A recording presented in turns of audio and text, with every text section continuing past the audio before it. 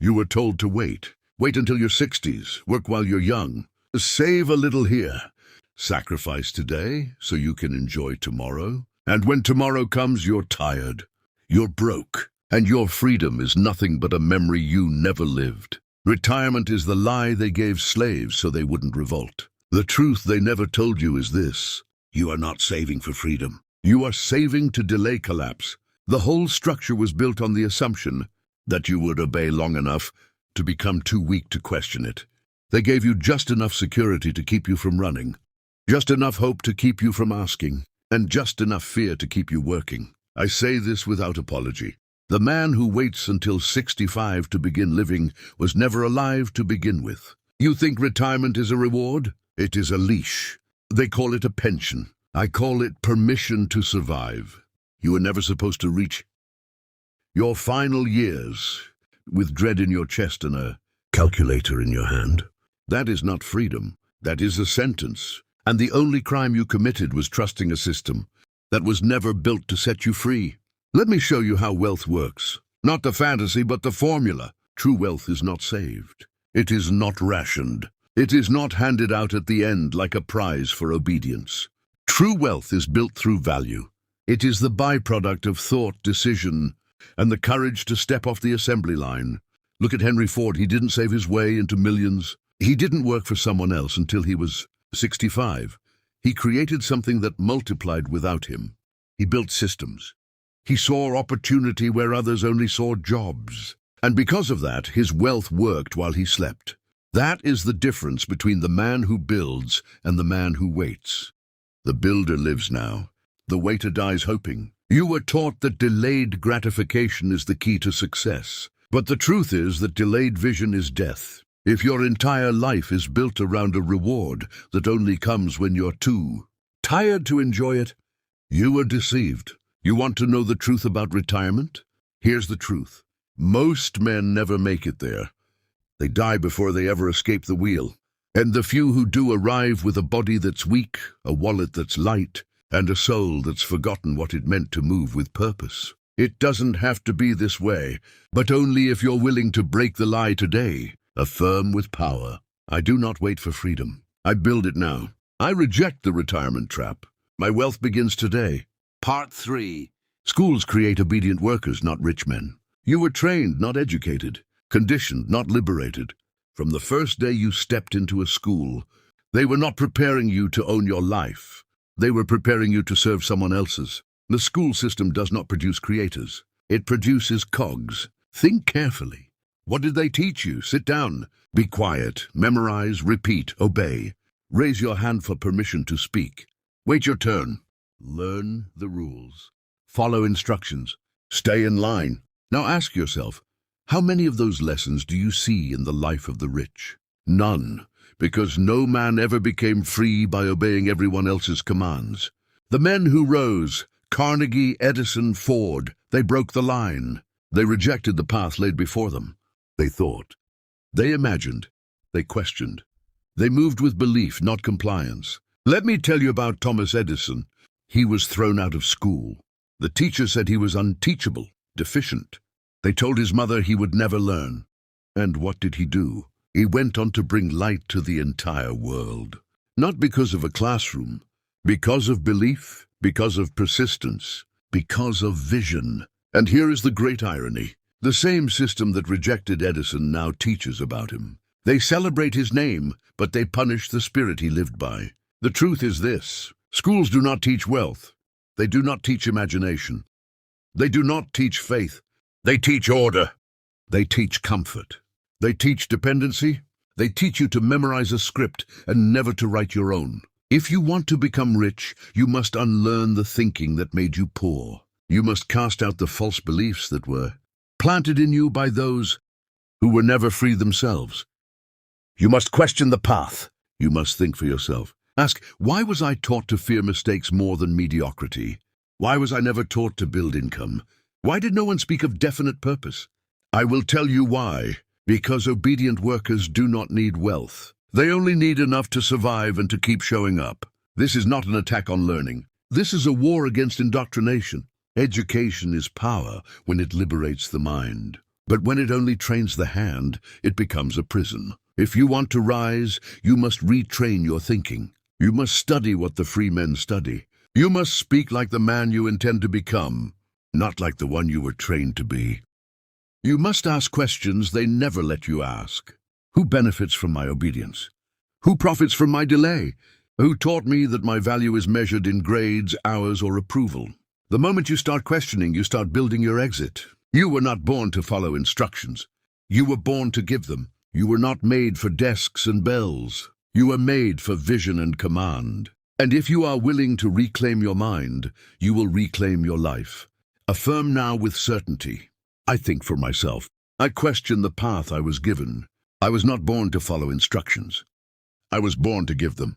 Let us be honest now, brutally honest. A job is not freedom. A job is not wealth. A job is not a plan. A job is a placeholder for the man who has not yet taken command of his own life. You were taught to believe that a job is security, but I tell you it is only a cage with polite walls. The world taught you to find employment, not purpose. It taught you to settle for survival, instead of building a life that commands respect and earns abundance. Understand this truth. A job may solve your immediate need, but it cannot fulfill your ultimate calling. If you do not have a definite chief aim, a job becomes a coffin. It is the slow decay of potential masked as duty.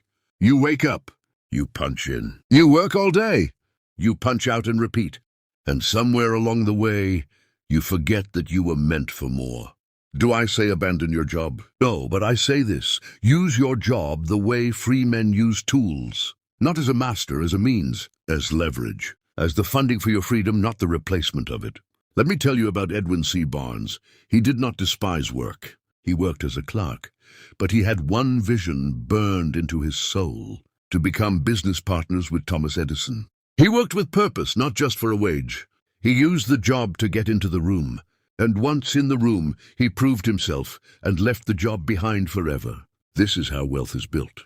Not through years of repetition, but through intention, definiteness, and strategy. The tragedy of modern man is not that he works hard. It is that he works hard without direction, without purpose, without ownership. And so he becomes a slave, not because of chains, but because of habit. Hear me now. A job is only noble when it funds your freedom. If you are still working to stay alive, you are not yet free. If you are still hoping for a raise instead of building income streams, you are not yet free. If your days are consumed with tasks that build someone else's dream and leave yours dormant, you are not yet free. But you can be. The door is open, but you must stop kneeling before the illusion of security and start standing for the reality of ownership. Do not live your entire life renting your time. Own your days. Command your income. Use your job. Do not let it use you. Say it with conviction. My job is not my identity. It is my tool. I use my job to build freedom. This is where it all leads. Identity. Because until you change who you are, nothing you do will last. The world does not obey the man who performs. It obeys the man who commands. And no man can command until he refuses to serve weakness, fear, and limitation. I do not speak of service with honor. I speak of servitude to habits, to doubt, to the expectations of others. The man who lives without direction, who waits for instruction, who fears decision is not free. But he can become free. The moment you take command of your mind, you take command of your life. You were not born to obey. You were born to create. You were not born to follow. You were born to lead, but leadership begins within. Write your aim. Speak it daily. Build systems. Create value. Move with certainty. Do not rely on motivation. Rely on discipline. Do not wait for clarity. Create it through action. Build income streams. Build ownership. Build something that exists beyond your time. First, let the world keep chasing money.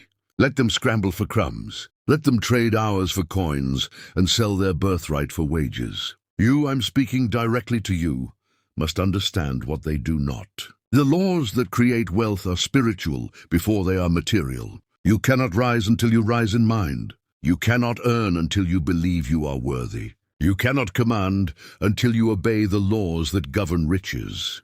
Not the laws written by men, but the ones written into the very structure of the universe. There is a law behind every fortune, and if you break that law, the money will break you. You have been told money comes from effort. I tell you plainly, money comes from alignment. You must align your thought with your belief with your words with your action, and your action with your plan. This is order. This is power. Look at the lives of the wealthy, not the ones born into it, but those who built it. They did not rely on chance. They relied on certainty. They spoke their vision before it existed. They acted as if success was inevitable. Do you understand now? It is not business alone that creates wealth. It is belief. It is inner alignment. Faith is not religion. It is power. It is seeing the invisible as though it were visible. It is holding your vision with such intensity that the world must eventually reflect it. And what of repetition? The world calls it foolish. The wealthy call it programming. They know the subconscious mind must be instructed.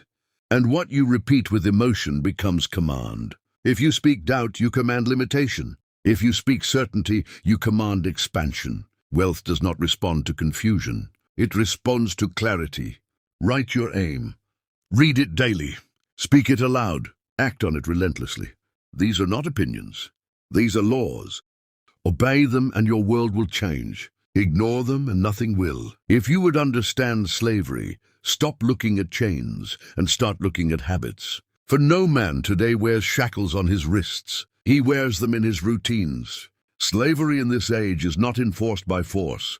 It is enforced by repetition, by comfort, by unconscious patterns repeated day after day until they become identity. You wake, you scroll, you react, you work, you rest, and you repeat. And you call it life.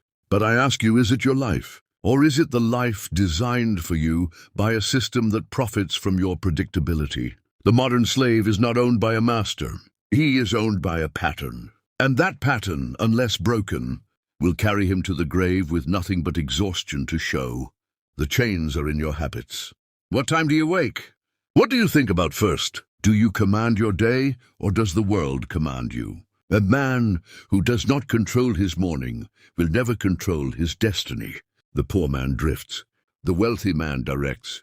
The poor man reacts. The wealthy man decides. The poor man repeats comfort. The wealthy man repeats discipline. You cannot live like a common man and expect uncommon results. You must build a rhythm of power, a structure that forces growth, a system that replaces chaos with command. Morning, define your aim. Speak it, visualize it. Move toward it. Midday, correct your path. Measure your actions. Refocus your energy.